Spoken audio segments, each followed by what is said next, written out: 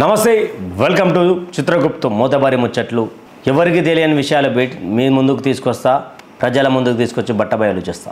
ఇదే కాన్సెప్ట్తో మోతబారి ముచ్చట్లు వచ్చింది. అయితే ఇక ఫిబ్రవరి 14 తారీఖున విడుదలైనటువంటి చావా ద వైబ్, ఒక నిజం, ఒక నిప్పు కణిక, ఆ యొక్క సినిమా ఈ నెల 7 తారీఖున మార్చి 7 తారీఖు 2025న తెలుగులో రిలీజ్ అవ్వబోతూ ఉన్నది. ఎవరైనా తెలుగులో అసలు హిందీలో కానీ చూడనటువంటి వాళ్ళు, అర్థం కాక నేను పోలేదు అనుకున్నటువంటి వాళ్ళకు తెలుగులో రాబోతూ ఉన్నది చావా. అయితే ఇక చావా మ్యాటర్లోకి వస్తే, వివాదాల మధ్య చావా భారీ కలెక్షన్లు సుమారు 370 నుండి 85 కోట్ల కలెక్షన్లు, అంటే సుమారు 14 రోజులలో 400 కోట్ల ఆస్పాస్ ఉన్నది.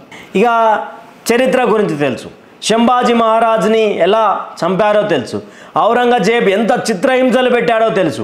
ఈ ఔరంగజేబ్ ఛత్రపతి శివాజీ మహారాజ్ చనిపోయినప్పుడు అలా భటుడు వచ్చి, అంటే మనము రాజుకు ఇలాంటి విషయాలు, సంతోషకరమైనటువంటి విషయాలు చెప్తే మనని బాగా మెచ్చుకొని మన బహుమతి ఇస్తాడేమని చెప్పేసి ఛత్రపతి శివాజీ మహారాజ్ దగ్గరికి చనిపోయిన విషయాన్ని ఔరంగజేబ్ దగ్గరికి తీసుకుపోతాడు అలా భటుడు.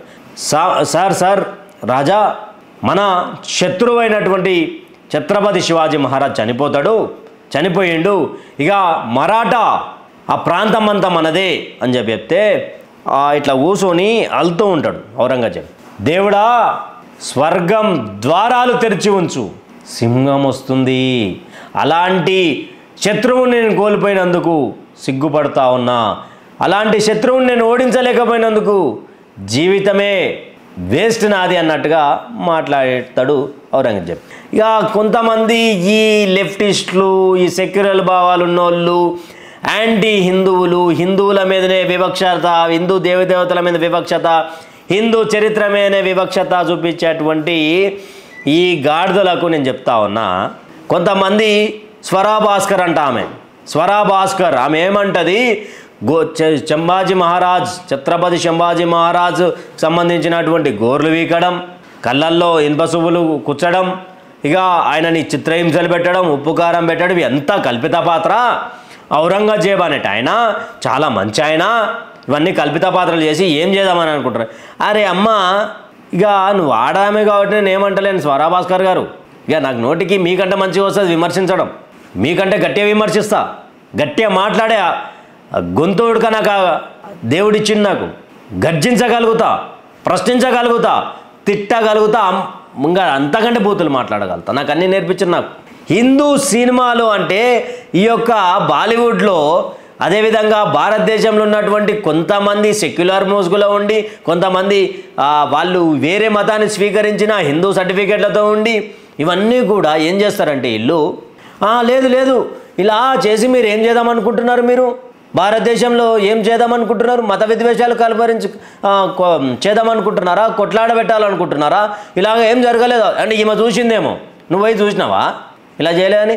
ఢిల్లీకి సంబంధించిన యూనివర్సిటీ సంబంధించినటువంటి ఒక ప్రొఫెసరు, హిస్టరీ మీద అధ్యయనం చేసినటువంటి ప్రొఫెసరు, ఆమె కామెంట్ పెట్టిండు, ఆమెకు కౌంటర్ కొట్టిండు. ఏమని కొట్టినంటే, శంభాజీ మహారాజును చంపింది నిజమే, కాళ్ళ గోర్లు తీసింది నిజమే, కన్నుగుట్లు పీకింది నిజమే, ఆయన ముందల్నే ఆయన మాంసాన్ని కుక్కలకేసింది నిజమే, ఇస్లాంలోకి మారితే నేను వదిలేస్తా అంటే నువ్వే నా ధర్మంలోకి రా, నువ్వు ఇస్లాంగా మతం మారాల్సిన అవసరం లేదు, ఎందుకంటే నీ పూర్వీకులు నా హిందువులు కాబట్టి అంటాడు. ఇది నిజమే అని చెప్పేసి ఢిల్లీ యూనివర్సిటీ ప్రొఫెసర్ మాట్లాడతాడు. ఎందుకు ఈ యొక్క దాంట్లో మీదనే కుంభమేళ అనగానే కొంతమంది గాడిదలు మాట్లాడతాయి, అది కుంభమేళ కాదు మురికి అంటారు కొంతమంది. దవడల పోటీ వేసి కొట్టేటోళ్ళు లేక మీకు అందరికీ, దవడల పోటీ వేసి కొడితే అన్నీ సగవుతావు, నరాలు నెత్తి మీద దవడ మీద కొడితే నెత్తి నరాలు కనెక్ట్ అయితే thing your Bluetooth is connected అన్నట్టు ఏ సౌండ్ వస్తుంది చూసినావా, గట్లా కొడతా గిచ్చుతా మిమ్మల్ని ఎక్కువ మాట్లాడితే. చావా సినిమా కల్పిత పాత్రలా, రాముడు కల్పితమే, చావా కల్పితమే, మా ఛత్రపతి శివాజీ కల్పితమే.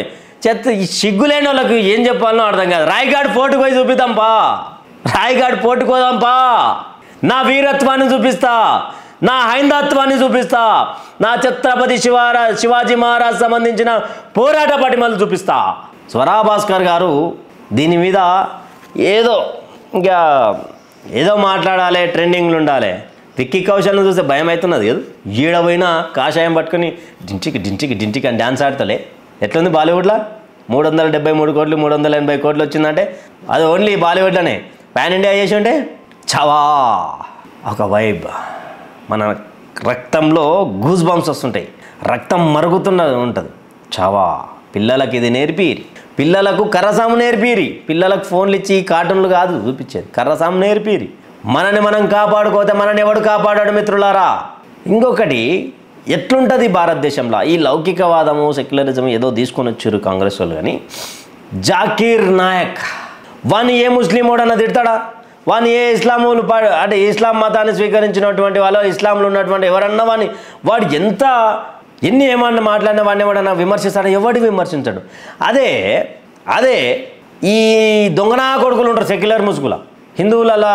ఈ దొంగనా కొడుకులు హిందువులా కాదా వాళ్ళ పాడుగాను వాళ్ళ నోట్ల మన్ను కొట్ట.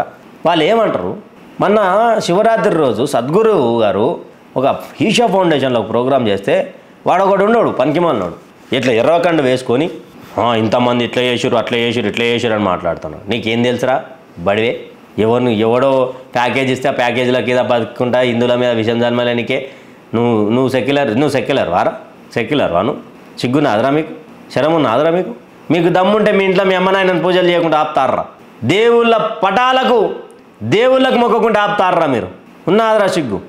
ఎందుకు ఈ టాస్క్ వచ్చింది నాకంటే బైరినరేజ్ విషయం పొట్టు కొట్టిరు మనల్ని. ఆ వార్త ఉడక ఫస్ట్ తీసింది నేనే. పొట్టు కొట్టినాక ఏమైంది? నాసిక సమాజంలో కూడా అంటే నాకు తెలియదు, వాడు నా గురించి అంత ఎంక్వైరీ చేసి నాకు తెలియదు కదా, నా గురించి ఎంక్వైరీ చేసారు. వేసుంటాడు ఏంటంటే మనం మోతవారి ముచ్చట్లు ఉన్నా కూడా మోతవారి బ్యాచ్ కదా, గడపారాలు తింపుతాం కదా. నాకేం చెప్పిండు వాడు అంతా చేసినాక నాకు ఒకటే అన్న, అరే నీ ఇంట్లో మీ అమ్మ అయ్యా పెళ్ళమ్మ కూడా ఏంద్రా అన్న, పెళ్ళమ్మ కూడా అన్నాడు. రెండో క్వశ్చన్, మీ చెల్లెలు పెళ్ళి చేసారు కదా, మరి ఏడే చేసారంటే మరి మీ నాస్తికుల దాంట్లో పెళ్ళమ్మ కూడా ఉండరు కదా, భార్యాభర్తలు అంటారు ఉండరు కదా, మరి అంటే ఉంటారు అన్నాడు. అయితే మరి మీ చెల్లెల్ని ఎవరికి ఇచ్చారంటే మా బాబు. మరి నువ్వే చేసుకోవచ్చు కదా, మీ చెల్లెల్ని నువ్వే చేసుకోవచ్చు కదా అంటే ఏంది ఉదయ్ ఇట్లా మాట్లాడుతున్నావు అంటే క్లారిటీ ఇస్తా. నాస్తిక ముసుగులో ఉన్నటువంటి వాళ్ళు నాస్తికులు అనేటోళ్ళకు వాయు వరుసలు ఉండవు. చెల్లెకాడికి చెల్లెని పెళ్లి చేసుకోవచ్చు, కన్న తల్లిని పెళ్లి వానికి ఆడది మొగోడు అనే సంబంధమే ఉంటుంది తప్ప నాస్తికులకు ఈ యొక్క ఏమంటారు కుటుంబం అమ్మ చెల్లెలు అక్క మరదలు ఇవన్నీ ఉండే వాళ్ళకు ఇది నిజమైన నాస్తికం. వీళ్ళు హిందువుల మీద హిందూ దేవతల మీద కల్పిత పాత్రలు అనడానికి పనికొస్తారు తప్ప దేనికి పనికిరారు వీళ్ళు. వాడు ఆ దెబ్బకు ఫోన్ కట్ చేసి మళ్ళీ ఫోన్ చేయాలి, ఇప్పుడు కూడా ఫోన్ ఎత్తాడు నాకు అడిగాడు. ఇంకో పాయింట్, ఇంకొకడు అంటాడు వాని పేరు ఏదో బీఆర్ఎస్ ఏదో ఉంటుంది, నేను ఫేస్బుక్లో చూసిన, డౌన్లోడ్ చేస్తా వీడియో మీకు పెడతా, రిఫరెన్స్లో పెడతా.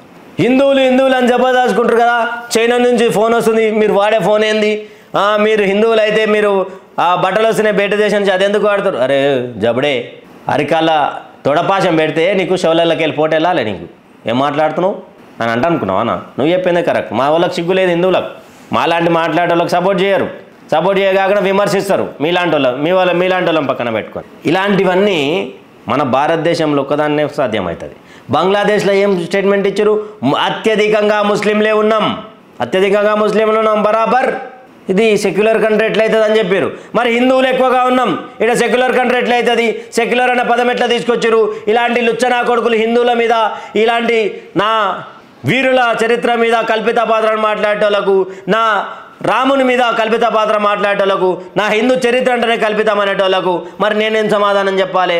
మరి నేనెందుకు సెక్యులర్ భావంతో ఉండాలి? మీరు చెప్పురి, మీ కామెంట్ల రూపంలో మీరు చెప్పురి. మనం ఎందుకు ఉండాలి? మనకేం అవసరం? అందరి గురించి మాట్లాడతాం, మన గురించి మనం మాట్లాడుకోమే. పక్కన ఇంట్లో బియ్యం ఉన్నాయో లేవో చూసినా అవుతాం, కానీ మన ఇంట్లో అన్నం తిన్నిగా ఉందా లేదా మన ఇల్లు మనం చక్కబెట్టుకోమే. ఇది కదా పరిస్థితి. ఏమైనా అంటే కల్పిత పాత్రాలు, రామునికి సంబంధించినటువంటి ఇష్యూల ద్వారక కల్పిత అంటారు, అన్నీ కల్పితం అంటారు. మీరేం చేసిర్రా నాయన? మీరేం చేసిరు? ఇక నేను పర్టికులర్గా కొంతమందిని టార్గెట్ చేయాలనుకుంటలేను, అందుకే నేను ఎవరి గురించి మాట్లాడతలేను, కల్పిత పాత్రల గురించి మాట్లాడుతున్నాను. మీరు ఎన్ని వివాదాలు పెట్టుకున్నా 380 కోట్లు అయితే వచ్చింది కదా నాయన మాకు. మా వీరుని చరిత్ర అయితే 10 మందిలోకి పోయింది కదా, తెలుగులో బరాబర్ కొడతాం, బరాబర్ పబ్లిక్ చూపిస్తాం. దయచేసి హిందుత్వంలో ఉన్నటువంటి పెద్దల డబ్బులు ఉన్నటువంటి వాళ్ళు కొంతమంది స్కూళ్ళను తీసుకుపోయి సినిమా చూపిరు చావా. ఇక దీని మీద మీ కామెంట్ ఏందో చెప్పురి. ఈ చావా సినిమా అనేది చంబాజీ మహారాజ్ చావు ఇలా జరిగింది అని చూపించినటువంటి చావా సినిమా కల్పిత పాత్ర అంటున్నటువంటి వాళ్ళ మీద మీ కామెంట్ ఏందో కామెంట్ చేయండి. Stay tune with Chitragupt. మొదటివారి ముచ్చట్లు. Signing off. మీ ఉదయ్ కిరణ్.